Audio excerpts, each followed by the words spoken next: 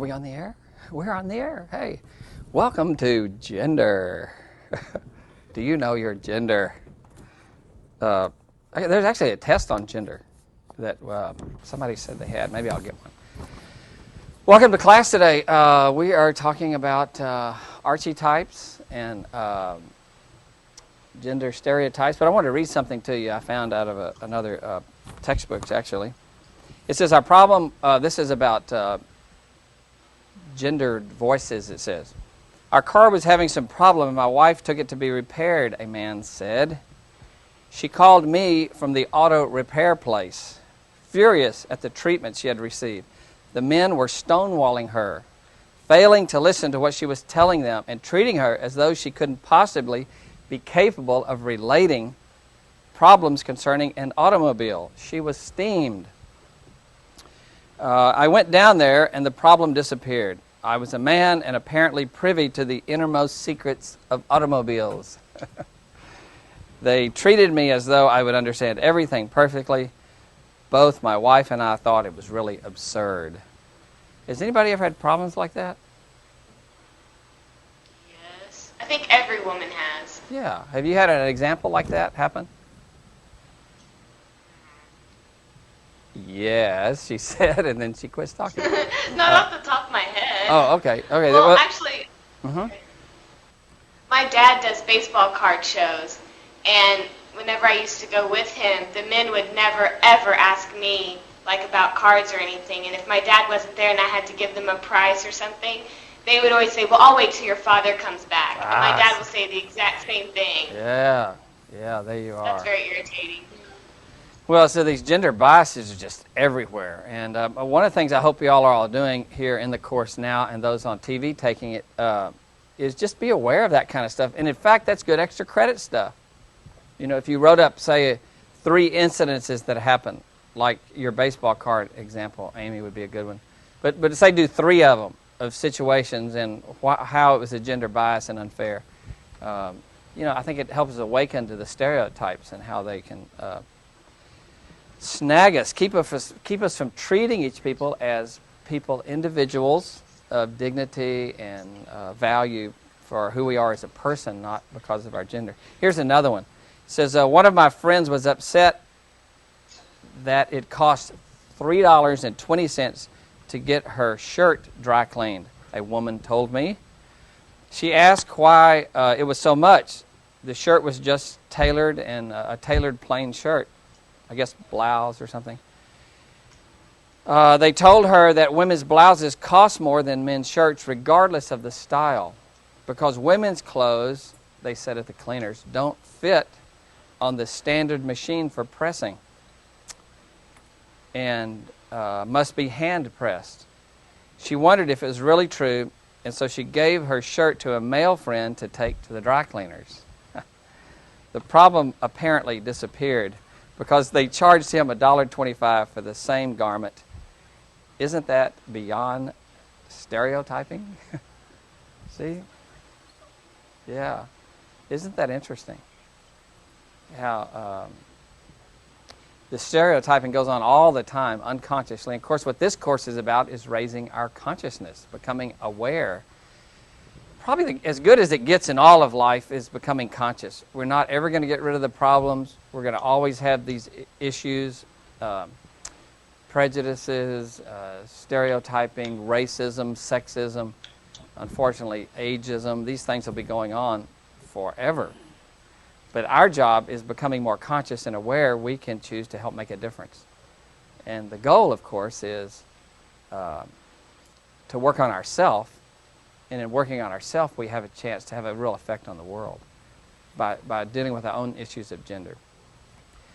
Surprisingly, one of my goals is not for you to learn this information and give it back on a test so you'll make a good grade, which I want everybody to do that, but I hope it has that effect on your life and you become aware of... See, I got a college degree in business administration, my first degree, and I've been trying to get an education ever since then. And my hope is that that you get an education out of this class and not just a degree. And the problem with you get an education and have more awareness, the good news is you're more aware. The bad news is, of course, what? you're more aware. See? And you can't just let things go by because now you have awareness. And as we were talking about before class, like in terms of getting married and stuff, you know, the good news is you're more aware of what a complicated mystery it is and all of its wonder.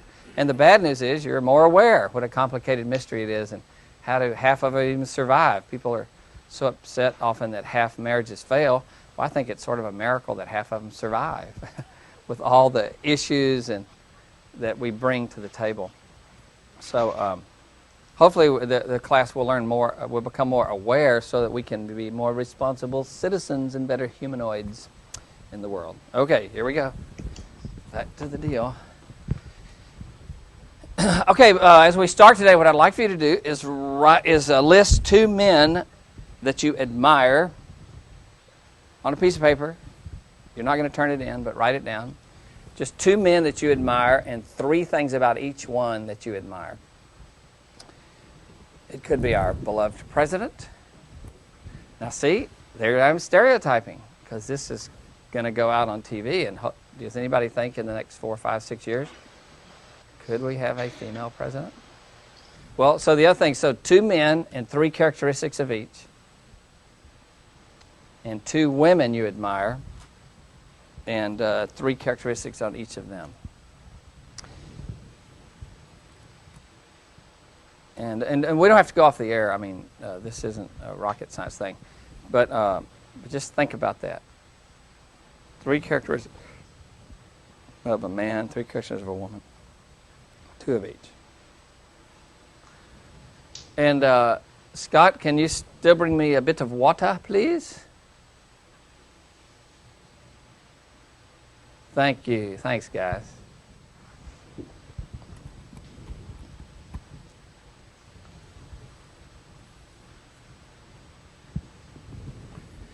Y'all working on that in Cinco land? Yes, sir. Oh, I like that. I like that.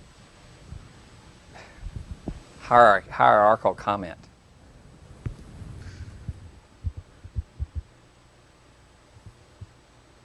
Maybe your dad, it may be a TV star, movie star, somebody you project on that don't even know, but you like their characteristics.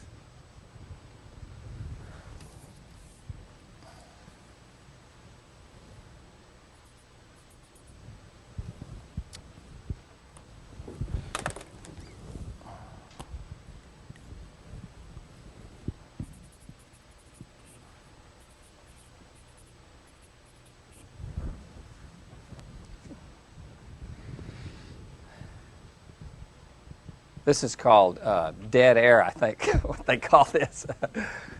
Or on TV. Well, I could tell you a few jokes, but then you wouldn't be writing. Oh, there is a funny joke. For those that are finished or not. You know, about... in fact, last week, you know, we saw the pictures of the... I showed you pictures of male and female genitalia and mammary glands and all from antiquity.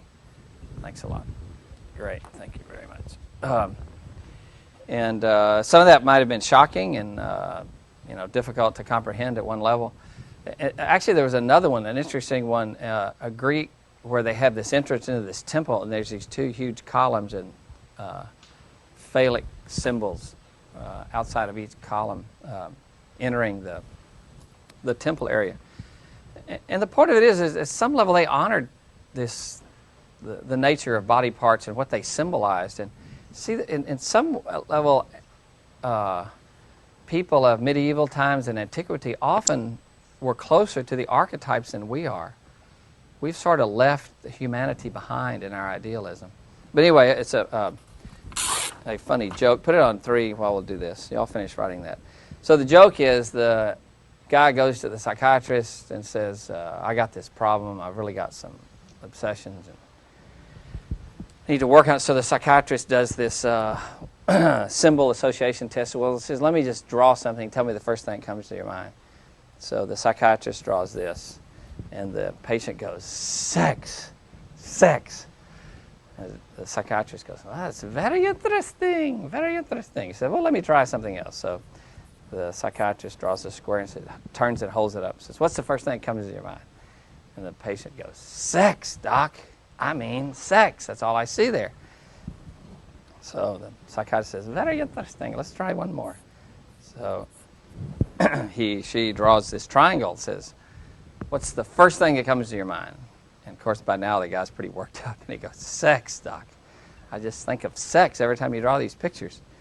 And so the psychiatrist, being a UT graduate, says, well, it seems to me, very astute, says, you seem to have an obsessive compulsion in the area of the sexual dysfunction. And the patient goes, me? You're the one drawing all the dirty pictures. I'm sorry. Have we finished your assignment? That is pretty cute. Well, that's from my vaudevillian days, which I'm destined to go back. Okay, what did you come up with traits of men? Let's start out there in TV land. Shauna, what did you come up with? Actually, sad to say, I couldn't think of any men. Okay, that's interesting. We'll make a note of that. No, that's fine. Amy, did you come up with any? Yes. Tell me what they are. Leadership qualities. What? Leadership qualities. Okay.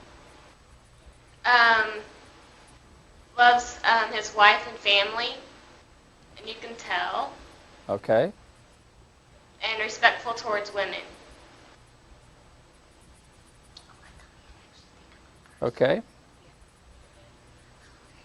Okay, let's go around through here. What did you come up with? I put sensitive, good listener, good sense of humor, hardworking, and loving. Loving, hardworking. Cool. What do you have, Amy? I have caring, hardworking, loving, intelligent, Intelligent. Okay. patient. Oh, we had about 6, didn't we? Patient. Okay. Interesting. John? No, you can't add to that? Just, okay. But you had some of those? Okay. I had always a winner. Yeah. Okay. Winner? Vang? Ambitious? Or understanding?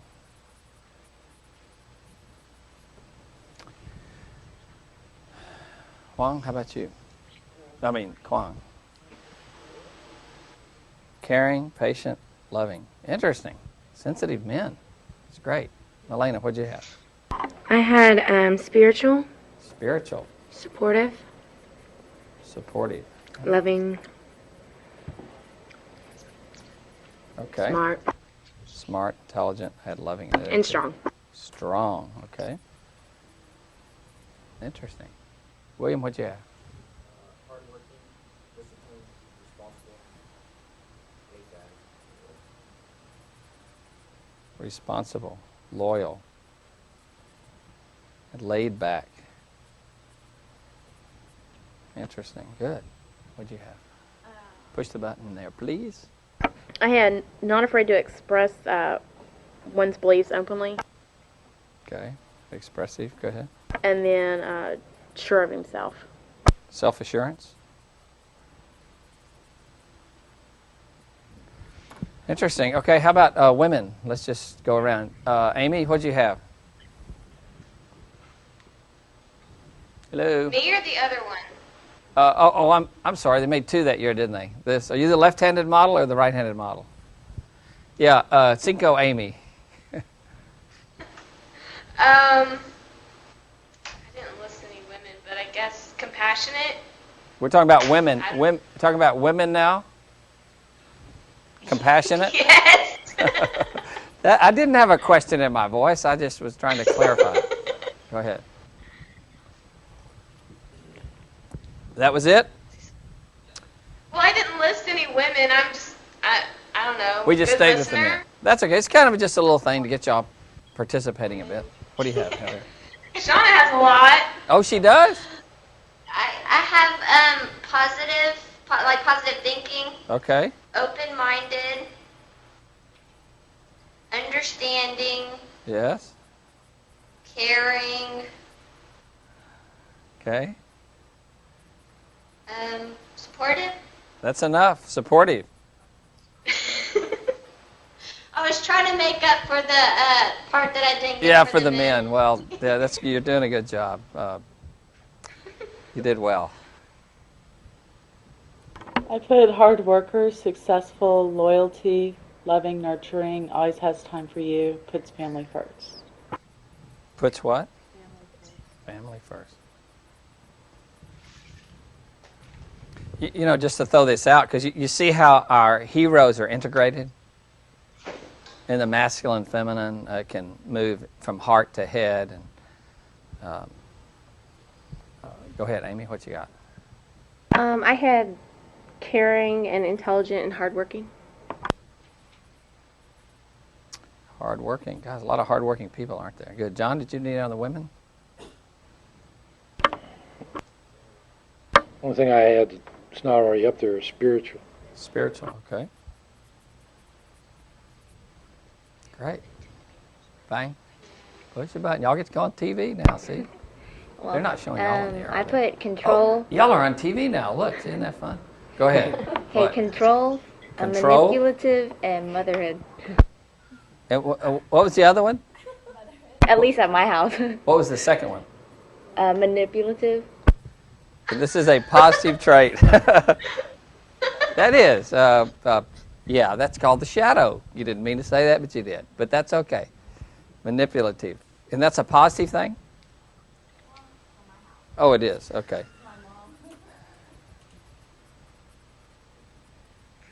I write a page on how that's positive. I'd love to see it. I'm sure it is. Everything has a yin and yang, as it were. It's a positive side to it. Quan, what do you have? I have dominating, strong-headed, and nurturing. Dominated, strong-headed, and nurturing. These are positive traits for women. I knew I should have brought my card for counseling here. Dominating, strong-headed. You know what? They're the only ones that are being honest. That's the fact. But see, we're doing this ideal thing, but y'all are being realistic, I'm sure. And nurturing.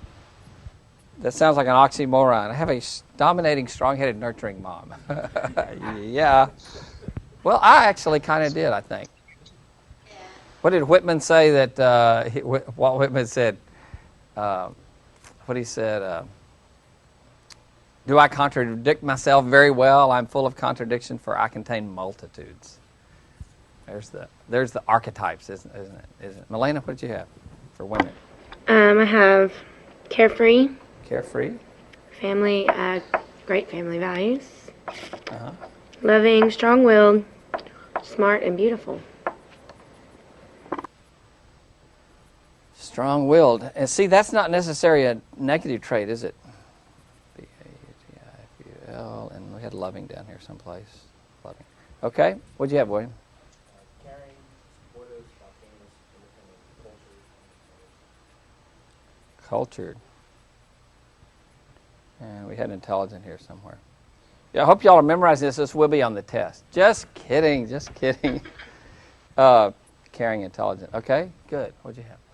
I had very hard worker, ability to give up one's personal belongings, and dedicated. Dedicated. Ooh, sacrificial. Is that fair? And what was the first one? Hard worker. Okay, I have no idea why I did that, but aren't you glad we did? Wasn't that fun? Okay, we're going to look more at this. In fact, one of the reasons I did it is because it does honor the archetypes. We see them coming up. And remember, an archetype is a universal principle. It's something everybody that ever lived has in them. Let me just show you by doing this little thing. We're going to go over the... I did this in another class, and people seem to really like it. This would be 3 different people, right? And here's the water level. And this is the ego that develops in order to survive in the world. And we all have this ideal. We all have our own individual ideals based on family and culture and church and all those things. And I guess we have up here the world. that we're all in, although our perception is different for everyone. And below the surface, just below the surface, we have what's called the personal unconscious. And I already did this for those of you, we covered this a few classes ago, but I want to do it again. And our personal unconscious is my own baggage, my own wounds, my own problems that need resolved. And it's also my own talents, my own gifts, my own unlived life, my personal stuff, which is different from everybody. The issues around my relating and loving and dealing with authority figures, and that's a personal thing. And then below the line here is called the collective. Jung called it this, and this was probably his, is the collective unconscious. And collective means what? Group. Everybody, everyone. The collective unconscious. And the collective unconscious, as you'll notice in this schema, collective, C-O-L-L, unconscious. And you see the collective unconscious is all down in here. It's the whole universe that lies within us. And some people may have, see if we'll have, if there'll be an archetype for caring, and I'll just make it a C. Well, this person may have, this archetype of caring may be a really manifested part. In fact, it may be up here and be manifested in their life. For example, if they're a nurse, man or woman's a nurse or physician or somebody in any caring profession, that means that archetype for caring is conscious. Whereas, I'll erase that, whereas this person's archetype for caring, in other words, everyone has it, but this one may be in the unconscious, but it's still there. It just hasn't come up. This person, their warrior may be up. But everybody has a warrior. Excuse me. This, we all have in the unconscious the same manifestation. It's all in there also. It's in the unconscious to develop. An archetype is all of these aspects of the human experience. They're like instincts or longings, and they're all trying to be expressed, but each one of us has unique manifestation of them. You see how that happens? And so when I was saying the other day, this unique person over here, when sees an action over here of this, remember the baby in the park? Well, every one of us can relate to the innocent, because we all have that within us. Everybody can relate to it. If you didn't have archetypes, things that we all had in common, we couldn't relate to one another. We can be from different cultures, speak different language, be in different times, but we have an archetype for the innocent or the abandoned person out there. Or everyone knows about warrior trying to take some land or make a stand. Anyone and everyone has always had that. So this little schema, somebody wrote me the other day and said that it really helped them to understand what talk about archetypes. Is you see how there's a commonality in the collective unconscious that we all have in common. The problem is that we make stereotypes of archetypes. We say, well, that archetype is just like this, and it's no other way. And we sort of, as we'll look at in a minute, what we do is we sort of say, we take an archetype for masculinity or maleness, and we lay that on a man, on a male. Say only a male has that archetype. All men are like this. See? Or we say the archetype, say, for nurturing and caregiving. Although a woman fundamentally has that in the fact that women can, not all do, but birth children, are closer to that nurturing archetype. But we label that and say all women are nurturing and all men are not nurturing. When in fact there's a lot of nurturing men. And there's a lot of, being a woman doesn't mean you're a good nurturing mother.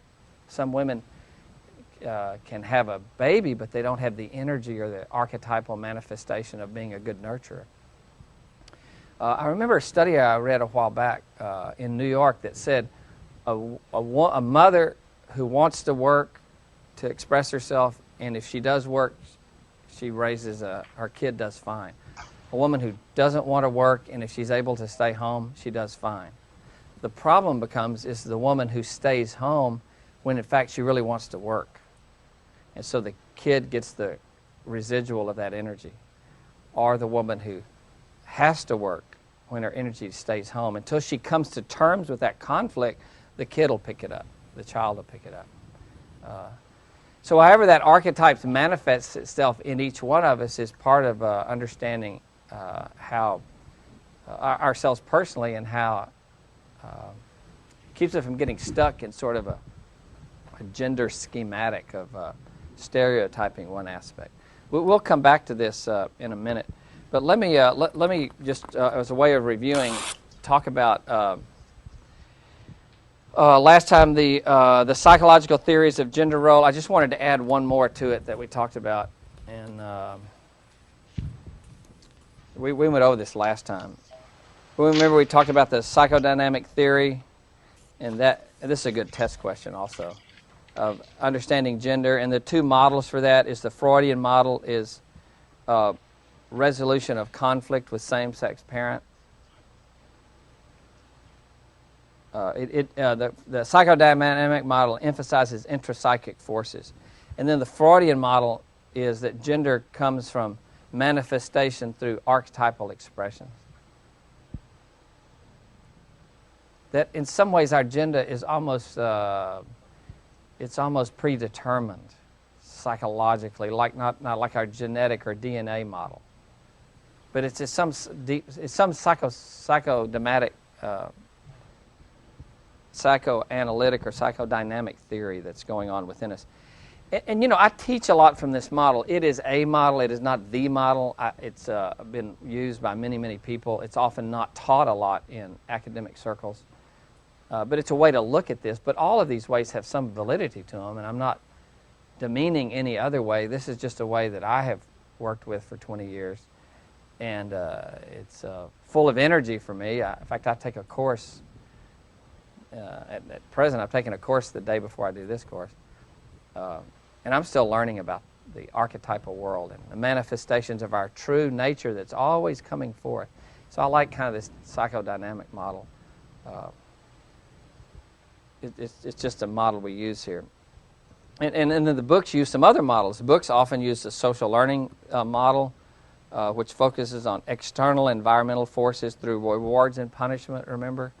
And through imitation and copying behaviors. And wait, I have this real fun thing. Here's something I found in a book. Can you zoom in on that a little bit?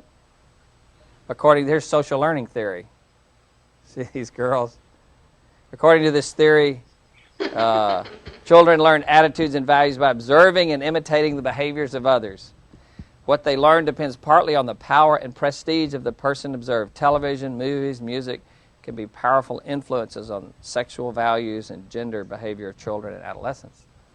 It's kind of cute, isn't it? Somebody say yes. Thank you. Went to a lot of trouble to get that. Not really. Okay, so social learning theories, copying behaviors. And that's a model, a way to understand gender role development. And then another one, of course, is the cognitive development perspective. And this is that children form their own gender images by age 2 years old. And Piaget and Inhelder, supposed to be a D there, they found that these gender images reside within, and yet they remain fluid throughout life. And as we move into adolescence is part of, and young adulthood, we find this gender constancy. And then one I added, but what I didn't mark as a fourth one, is a gender schema theory, and I wanted to add that as a fourth one because it's also a very important one. And this is in your text, by the way. And this is that basically that our gender comes from, it predicts that children develop a cognitive organization for gender, which is a schema, is kind of a way of knowing through the culture and the world about them. In other words, maleness and femaleness are defined by a complex networks of association with biological and work and religious differences, the religious influences. In other words, social roles are culturally determined. This schema, this sort of, these ideas about what it means to be a male or female. And for example, moms stay home. Well, that can be something the culture says, the religious world says do that. Dads work, dads are stronger, dads do physical work, and women don't do physical work. That could be something that the child is born into, and that's the schema or the cognitive organization of the world about them. Certain toys are for boys, certain toys are for girls. It's really gender schema theory is seeing gender through a cultural lens. And so theoretically, you could change the lens, change the glasses, and you change the schema.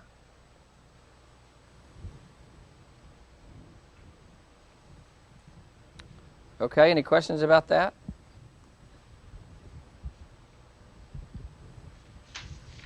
Gender schema thinking, we can see this often. There's certain jobs that seem to be for women and certain jobs that seem to be for men. And there are women in traditional versus non-traditional jobs. And we have concepts and we develop certain ideas around that. And that's why I say nowadays as a gender schema, it seems for particularly lower grade teachers seem to be all women do that. And to see a man who's, say, an elementary teacher, we go, what's that about? We don't have a gender schema for that. See? That's what women do. And to a large degree, why did women get into education? Well, we might look back 20, 30, 40, 50 years. That's the only job that's available for them. Jobs in the marketplace were for men only. And so a woman that worked, and there was a time when that was rare, she came off the farm, as it were. The only job available was to do education, because to be with the children and continue working with the children. Okay, so we have these four psychological theories of gender role development.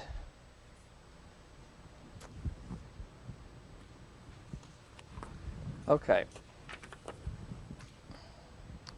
And now let me, this is something we've gone over. We're going to look a little more at this. Gender is one of the grand metaphors, so says Thomas More.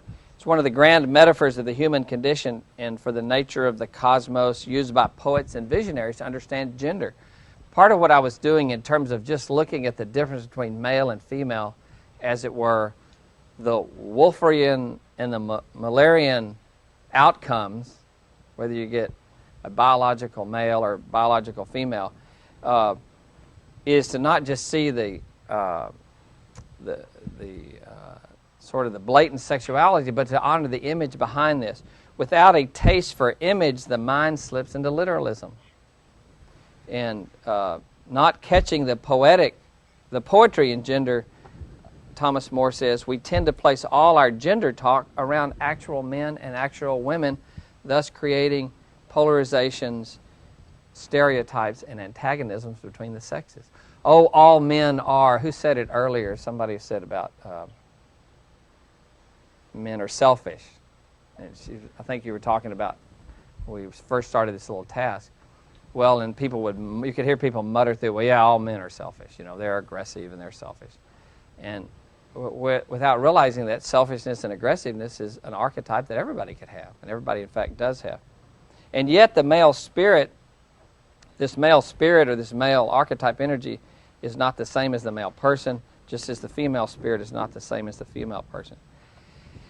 This is the confusing element and in the Jungian model, and I had some discussion last night with some other people about this, because there's a lot of post-Jungian thought, and that there tends to be, and this is somewhat the premise of what I want to teach with, although we're not going to put any of this in stone, but it tends to be that the masculine energy tends to be closer to the male, sounds like a paradox or the opposite of what I just said, and the female archetypal energy tends to be closer to the female.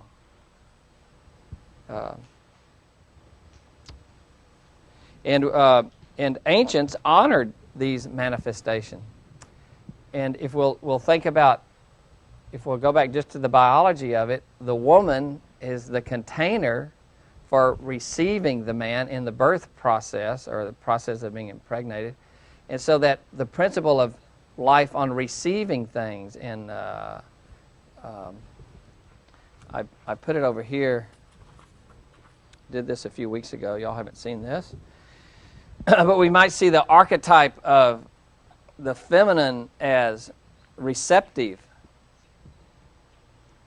Again, males and females have that, but if we honor it just in the female who receives the openness of life. I mean, you either push life forth or you wait for life to happen, or a combination of the two. And if we see the female side, the feminine side is receptive. Any woman that's ever been pregnant knows that you can't make the baby come out till the baby's ready to come out. I mean, you just have to wait, because there's a gestation period. As someone said, Rilke said, patience is the key to everything. Someone else said, you get the egg by hatching it, not by cracking it open. And that principle of waiting, that principle of receptivity, that principle of letting the plants grow, letting nature take its course. See, and even talking about this, we live in a culture that doesn't really want to do that. Our Western culture often is much more competitive and aggressive over here from the masculine side. And in fact, Quan, you have on your hat, the Tiger Woods hat. Let me see if I can mark this. From Nike. Does anybody know what this is? That's supposed to be straighter. Anybody know what this emblem means? Here's a symbol. What is it? What's it called? The swoosh. And do you know what it means? You know where it comes from? I read an article about it years ago. What is the swoosh? It's interesting. It's very masculine. It's very patriarchal. It's very competitive. It's very aggressive. Swoosh is the sound that's made when someone blows past another one on the way to the basket, or when it blows past another person playing soccer and on the way to the goal. See? Isn't that interesting? And so it's one of the greatest symbols in our culture, our competitive culture of the masculine side here. So we'd say over here, looking at these archetypes, that a masculine culture, hierarchical, competitive, aggressive, achievement-oriented, mastery of skills.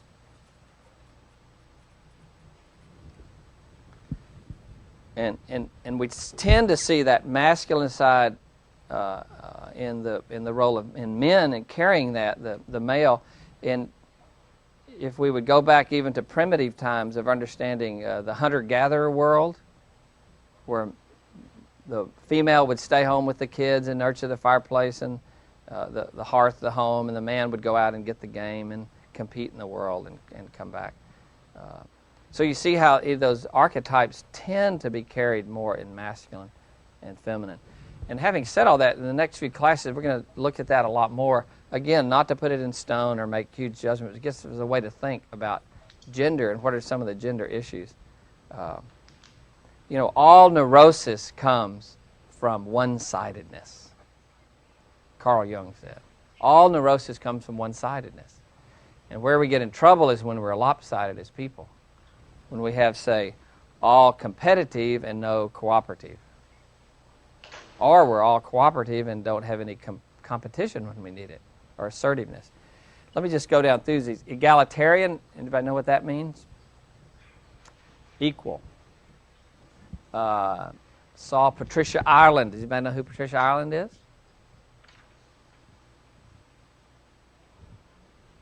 What? No, she's not a model, but that's interesting you'd say that, because she is a model in many ways, but not that kind of a model. Amy, Shauna, do you know who Patricia Ireland is? She's just retiring as president of NOW. Does anybody know what NOW is? National Organization of Women, NOW. There's some stuff in the book about it, but she's just retiring. But she was on Larry King the other night, and she said, he said to her, he said, well, what is a feminist exactly? What is feminism? And she says, Larry, feminism is what any open-minded democratic person is. It's egalitarianism. It's equal rights for everyone. Anyone who's fair-minded and open and democratic is feminist, because it has to do not with domination of any sex over another or any group over another, but it's giving equal rights to everyone. So that's what egalitarianism is honoring that everybody has a place at the table. It was, or there's room for a lot at the top. But the true feminist is not wanting to put the man down so the woman can dominate, but to create a place where all have equality in opportunity, in pay, in respect, and position in all of life. So see, most of us are all feminists, and we don't even know it, because we often see that as a negative or pejorative term, when in fact it's not. It's just honoring this archetypal concept of egalitarianism. And cooperative, camera 3, please. There you go. Receptive, openness. You can see the mothering principle of being cooperative and receptive, living in process, living in the present, living in the moment. And with relationship with the natural world, what do we call nature? Mother Nature. Why do we call her that? Place of sustenance, nurturing. Every one of us are held up today by Mother Nature. We walk on her.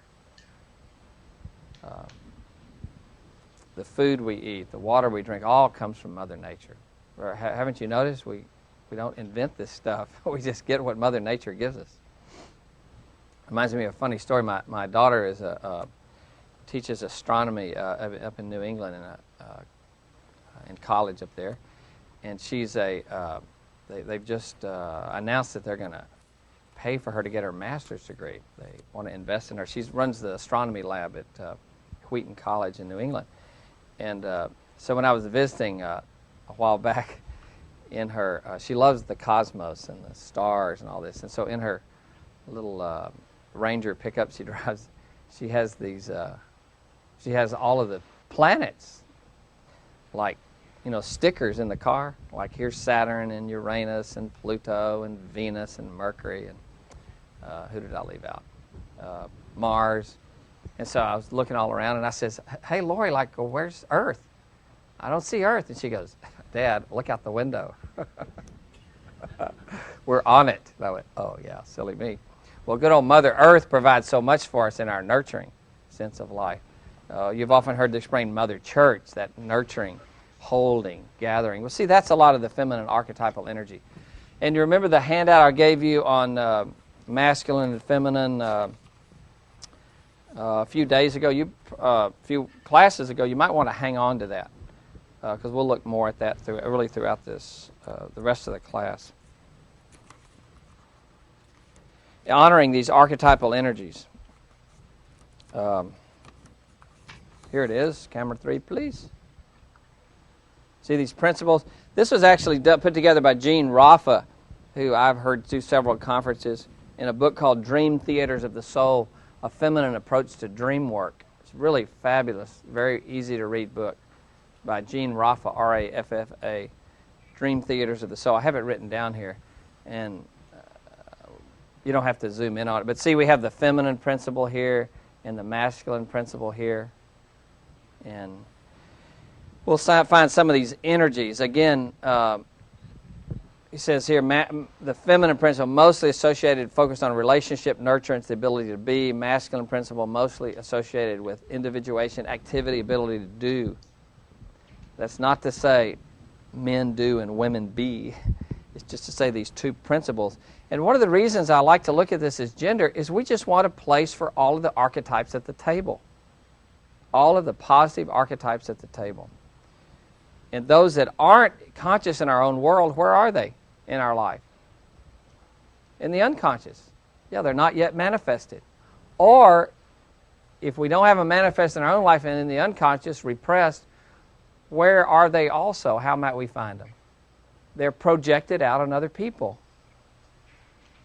As an example, the woman who's consciously dependent, a caregiver, lover, and timid, whatever, we would find that woman might find a man who's strong, assertive, competitive, take risks.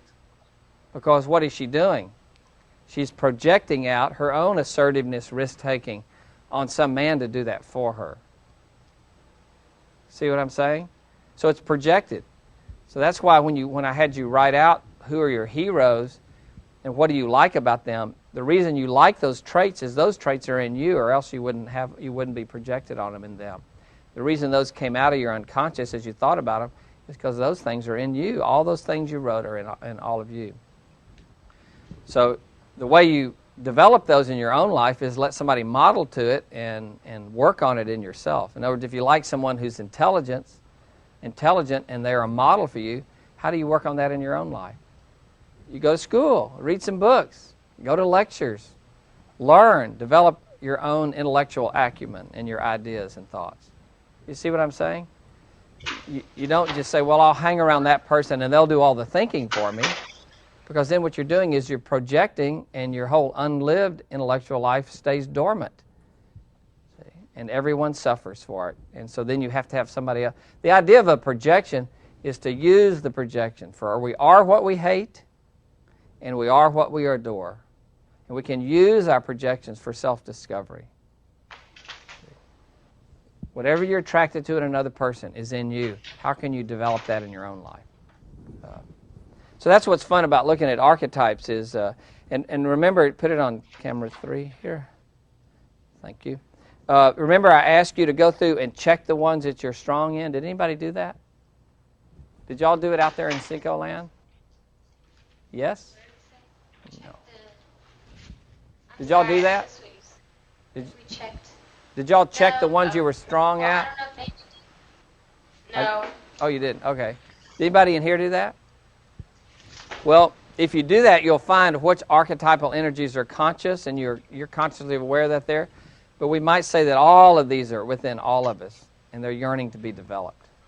So if you want to know what your shadow work is, your agenda for the next few years of your life, as it were, how about the next 20 or 30 years, is you will marry people, you will be drawn to people, friends and other people, and characters and images. You'll be drawn to people like what you didn't check. Isn't that amazing? Because what's the purpose of the psyche? What's the purpose of the soul? What is it always pushing forward toward? It was on our last exam. Yeah, push the button. To become conscious. And say individuation real loudly. Individuation. There you go. And what is individuation? Process of becoming whole. Becoming a whole person, becoming your true self. See? And that is happening whether you want it to or not. The sap in the tree is pushing forth, is moving forth. Okay. So these are just some of those characteristics that we were looking at. And two of them that I want to look at here, and next we're going to look at some of them now and some of them in next class. And then I have some stereotypes that are fun to look at. But typically, what's happened over time in biology and cultural stereotyping and other manifestations of it tends to be that we find energy around the caregiver lover, around women and the feminine, and warrior seeker and masculine, the men. This comes from this book by Carol Pearson. I'll give you a little, since we're not trying to play games here, as it were. What she states in there is that the manifestation of caregiver lover in women is what's happening, the revolution that's going on in this culture anyway, is women who have traditionally been caregiver, lover energy are finding their seeker and warrior energy. And men who have traditionally been warrior seekers are finding their caregiver lover energy. And we're seeing this happen across the culture. That's kind of what's going on. Women are saying, hey, I got a place. I have something to offer the world. I have something to give. I have new ideas to seek. And men are saying, wait a minute, I know how to nurture and care, and I have compassion and cooperativeness and equality, and I'm a man not that's just a assertive thinker. I have a sensitive heart and compassion in life. And you see how we're seeing these roles switch and change and move around? Does anybody know what I'm talking about? The books talk about this a lot too.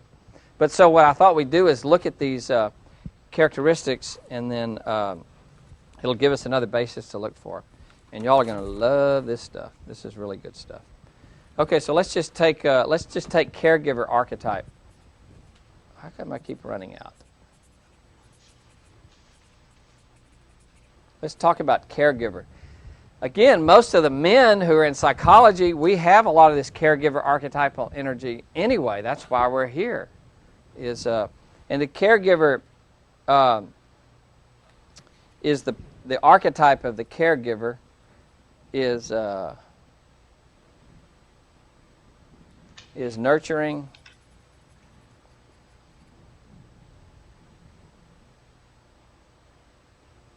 see, it's sort of the ideal parent.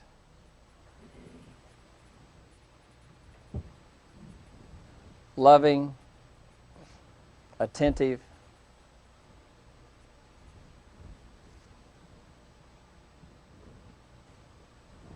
and see, the caregiver gives to create self-sufficiency.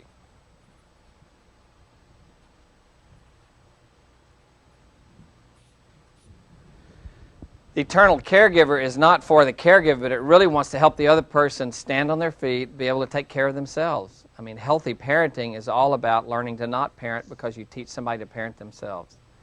I say that ad nauseum in parenting classes that I do and in therapy when I work with people. The goal of the caregiver is to help others.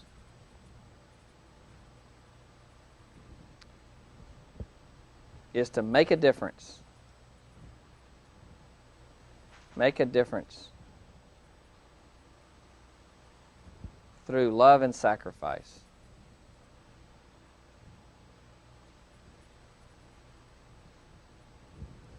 See, a lot of the people that you put down there on your list were actually,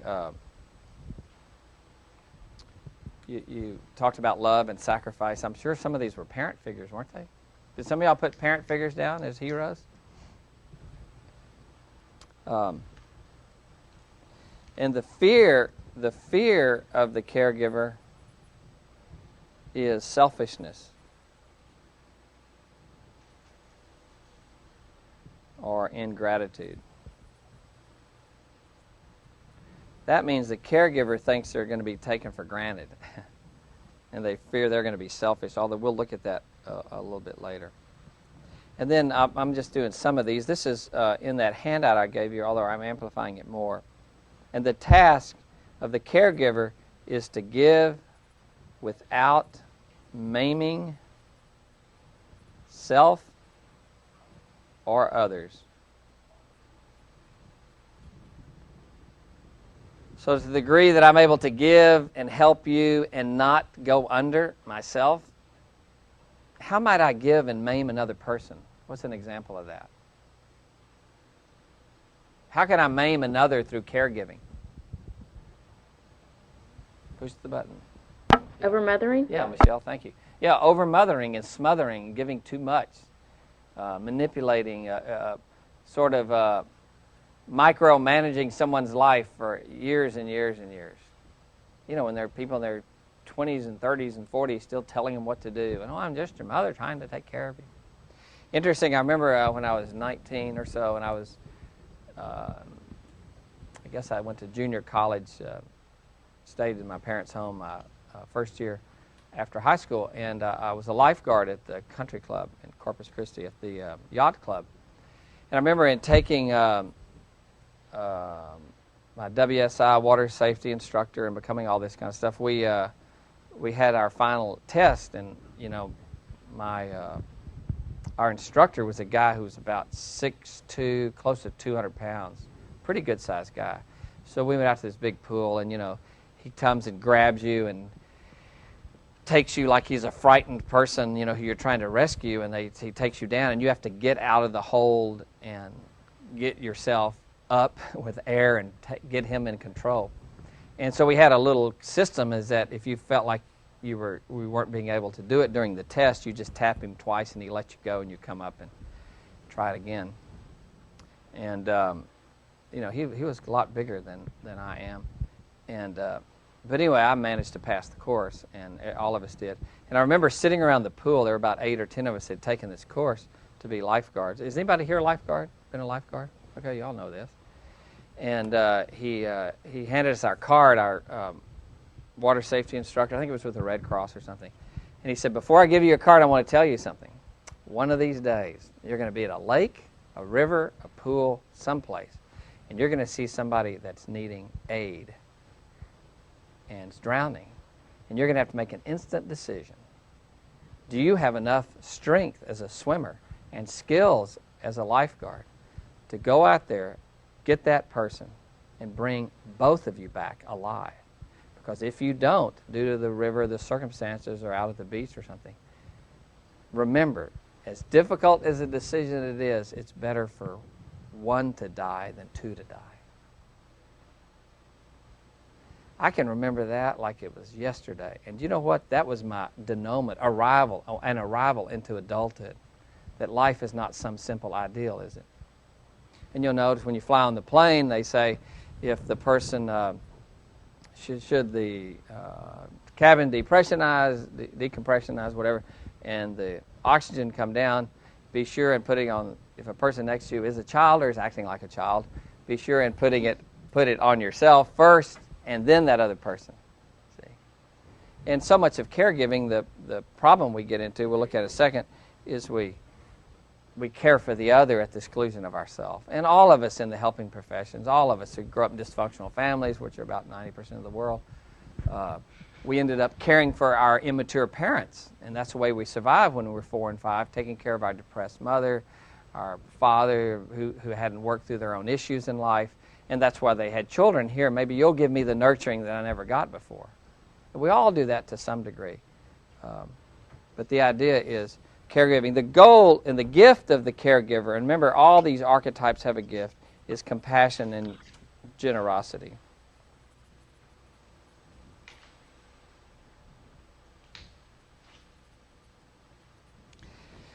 I'll tell you, I think it was David Packard.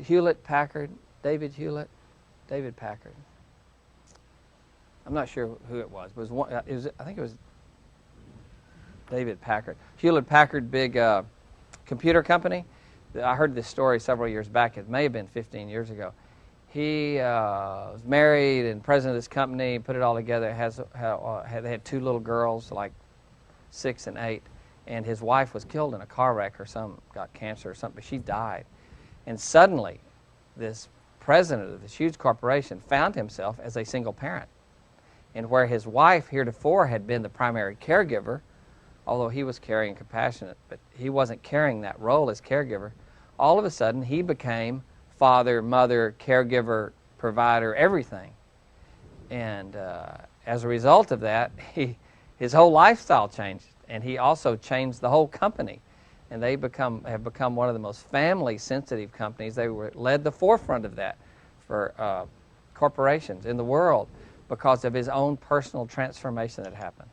He suddenly realized what working mothers were all about, that when they dropped their child off at the daycare place with a runny nose, they wait to get the call from the school nurse that the child has fever later in the day. And any employer who thinks that's not going on with working people, caregivers with kids, is totally missing the point. And an employer had better be aware of that commitment is archetypal, and it's powerful, it's instinctual. And a corporation who cares about the emotional parenting needs of the particularly single parents, single women, is one who will get a lot more creativity and energy from the employees. And those who are insensitive to it actually get a lot of hostility and coming the other way. Okay, so caregiver is nurturer and creates situations for growth. Caregivers take responsibility, teaches, let's say, nurturing, teaches, equips. And this is not only children, it could be anyone. And as a therapist, of course, this is a lot what I do as a therapist. Teachers do this. Anyone, anybody, any helping profession, human resource people, physicians, any kind of caregiving work. This creates community, helping others belong, helps people to feel safe and at home. And so let me just say a little bit of the shadow of the caregiver. And the shadow of the caregiver is, and the shadow is when it's not manifested properly, is the suffering martyr.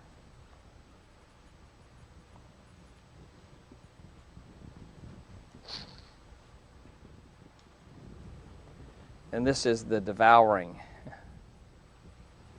father or mother. Here it is. Everybody's going, yeah, well, what do you really mean? The shadow is the guilt-tripping parent. The guilt tripper. You ever been around any of that? Shaming and guilting and whining and manipulating. See, and that's that caregiver that's not, I heard it the other day that the essence of caregiving, you parent in order to stop parent, but the secret to mothering is detachment. The secret to mothering is detachment. It's not about you, it's about that person getting on their own. But what happens to us in our own unconsciousness and maturity, our own issues we haven't resolved, we kind of hang on to that long after it's over. We mother someone and care for them. The difference between taking care of someone versus caring for someone. Of course, if someone is infirmed, be it an infant or somebody who's sick or aged, of course we take care of that person. But it's far different than caring for someone who can take care for themselves. Another language is being responsible to someone versus being responsible for someone. See, we only are responsible for people who can't respond to their own needs. But we are responsible to a lot of people that are in and out of our world all the time.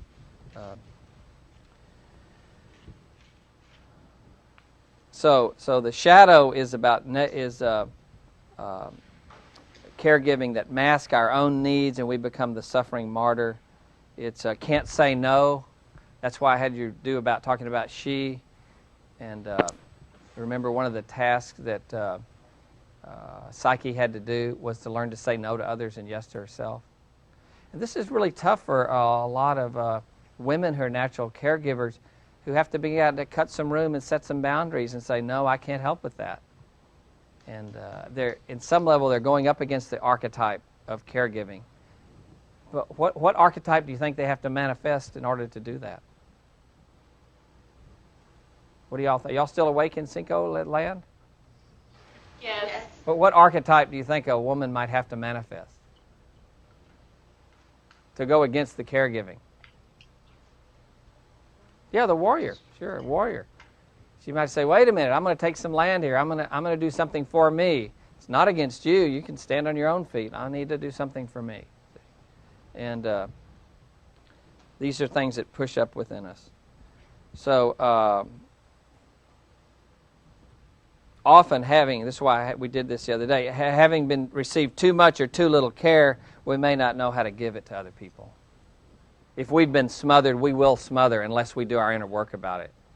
If we have been neglected, we will tend to neglect unless we know how to learn how to do that. And often I've seen many couples where the heterosexual couples where the man is actually a better caregiver than the woman. Have y'all seen any of that? Seen some of that? My dad was like that. Was he? He was a natural caregiver? Yeah. And was it a threat to your mom, or did she just understood it and let him do that? And my mom was a businesswoman. She was the one that traveled all over the world and Yeah. taught all the classes and did all the things. My dad was the one that stayed home and took us to school and took us to swim practice. And Yeah. then we had like a nanny in between that, when our dad went out of town, that took us and did things for us. Yeah, and that worked fine, didn't it? Yeah. See, because the archetypes were at work. Heather, that's great. Thanks for sharing that. See, because the archetype was at work. Caregiving was in the family. See, and that's all that's required is that some parent or parent figure do the caregiving. See? And it doesn't have to be the woman. And what's very interesting is if men would learn from women, a lot of women can teach men how to caregive if they stop being competitive. See? Because there may be a man who's not too good at it, but he can learn from the woman who is, and vice versa. It sounds kind of strange to think of it this way, but if your father's a good caregiver, he can actually teach things to your mom about that, and vice versa. And see, and so remember, relationships are not about being happy. Relationships are about growing and learning, and the fulfillment that comes therein. Well, see, y'all were kind of out front, weren't you, of your generation? You were, the rest of the collective wasn't functioning like that.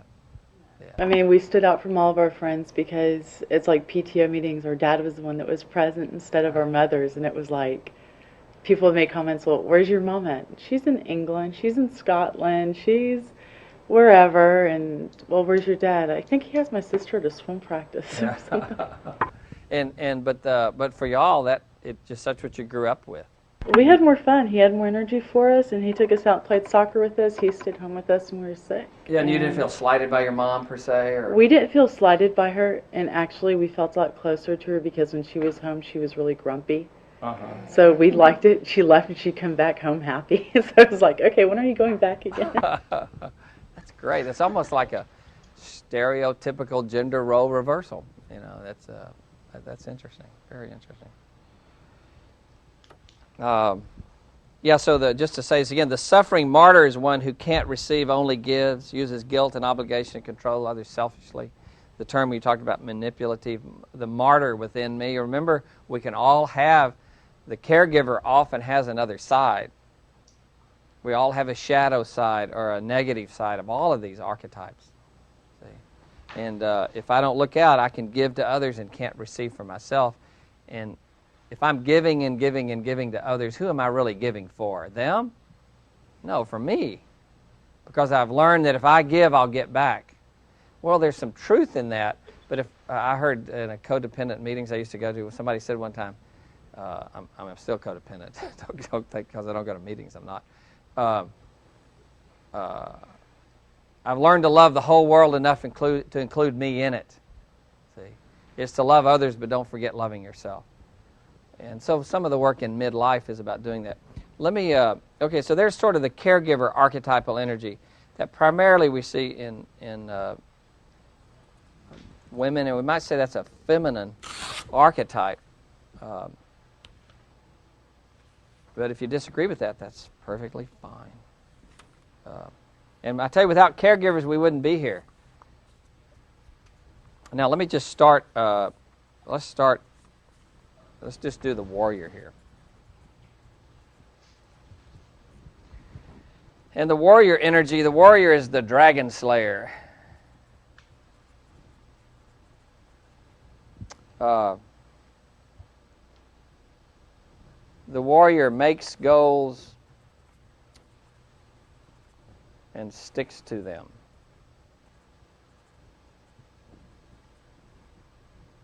The warrior is single-minded. Here it is. It's the ability to fight.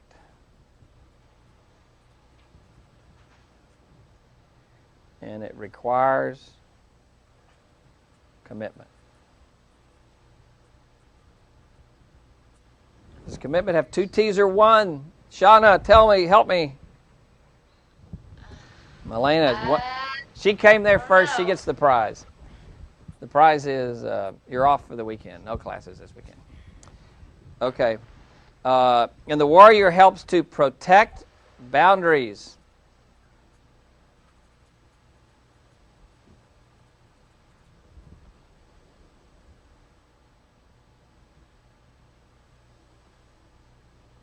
The warrior, the dragon slayer, it's kind of the classic hero archetype. How does it go? I can't pay the rent. You must pay the rent. Does anybody know this thing? I can't pay the rent. You must pay the rent. I can't pay the rent. I'll pay the rent. See, there's the warrior to save the day. And then she says what? My hero. You can see why I've been teaching and not in acting.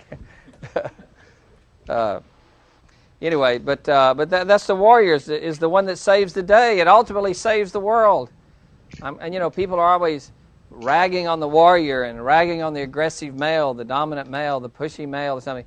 Well, we wouldn't have this country if we didn't have some people who decided to leave England. Who was our last king? Does anyone know? We all had a king. What was our king's name? George III. Good. He was Humpty Dumpty that sat on the wall. Remember? But it was the warrior energy that said we need to make some new goals. We need to become an independent colony. We need to start something here.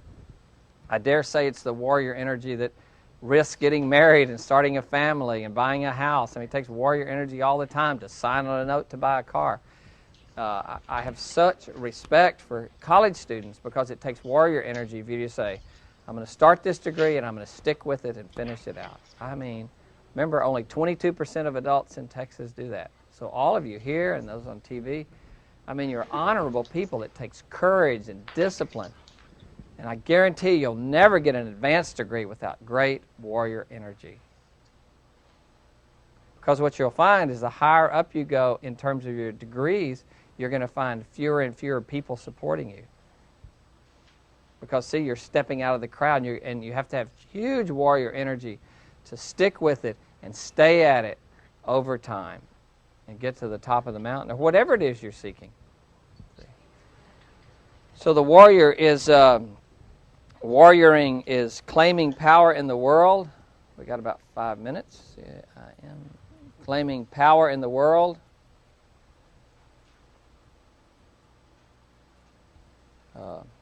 Establishing our place in the world. 3 is making the world a better place.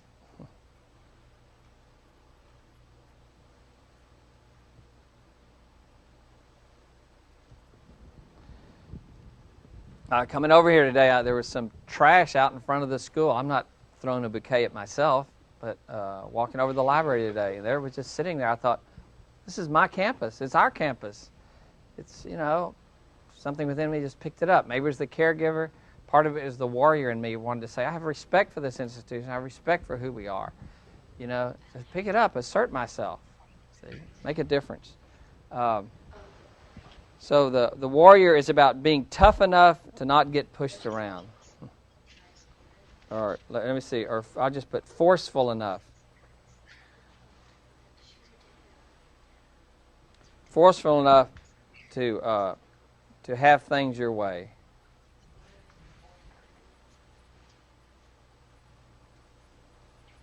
And Heather was talking about PTO meetings. I'm like, gosh, if parents participate, say we got to stop this madness. I still can't understand why 20% of the children in America live under the poverty line. It's going to take some warrior energy to stop this madness, to make a difference. And to the degree we integrate this warrior energy within us, see, it's necessary for a civilization, a country, an organization, or an individual to survive, is you got to have some warrior energy. And the male often can teach, the man who naturally has warrior energy can teach a woman how to develop that and how to do that if she'll listen. And a lot of women who have warrior energy can teach the man how to be assertive and how to take the land and how to take a boundary and how to stand up for oneself. So it's about the warrior archetype and who possesses that. Anytime we stand up to unfair authority, anytime we take action to protect ourselves or someone from harm, we are activating our warrior energy, and we're being warriors. Then it's the warrior for good in the world. The warrior to make the world a better place is what we're seeking to look at. I mean, people like Susan B. Anthony and Elizabeth Stanton, Sojourner Truth, Alexander the Great, George Washington. I mean, you just think through history, men and women who dared to make a stand for anything. Rosa Parks, classic thing, who was a warrior, says, I'm not getting up. And, you know, they planned that in their meeting. They knew what they were doing. They said, no, we're going to make a stand right here to stop this nonsense that blacks have to sit at the back of the bus. So be in touch the next few days in your warrior energy and caregiver energy. And if you note it or any place, come back to class and let's talk about where you see those energies. And I'll see you in the next class. Thank you.